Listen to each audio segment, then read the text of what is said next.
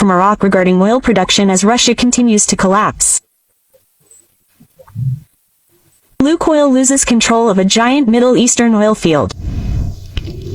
Russia's string of failures on the international stage shows no sign of stopping and has just escalated in the Middle East as Iraq officially nationalized the West Kurna-2 oil field operating company, one of the largest oil fields on the planet, where the Russian corporation Lukoil held 75% of the shares. This groundbreaking decision, confirmed by Reuters, deals another heavy blow to the Kremlin's global energy ambitions. According to industry sources, Iraq's state-owned oil company, Basra Oil Company, will take over the management of the West Kurna-2 field for at least the next 12 months, while Baghdad urgently seeks a new partner to completely replace Lukoil.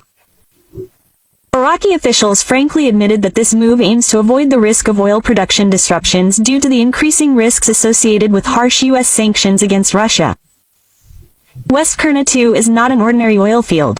It accounts for about 0.5% of global oil production and nearly 9% of Iraq's total production, a strategic gold mine that Moscow once considered a symbol of its energy influence in the Middle East.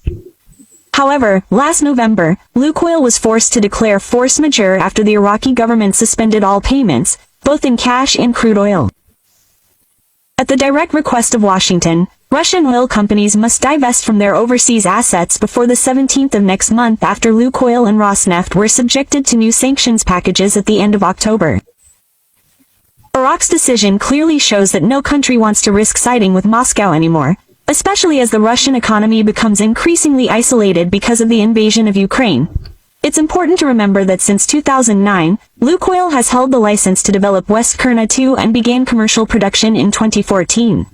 But now, after more than a decade, Russia is being pushed out of one of its most important strategic assets, adding to a list of losses from Syria, Iran, and Venezuela to Iraq. Amidst Ukraine's continued resistance and the tightening use of sanctions from the US and the West, each such setback further erodes the Kremlin's war resources. Iraq is just the latest chapter in a larger story of Russia's rapidly crumbling energy and global influence, leaving Moscow with fewer and fewer options to maneuver.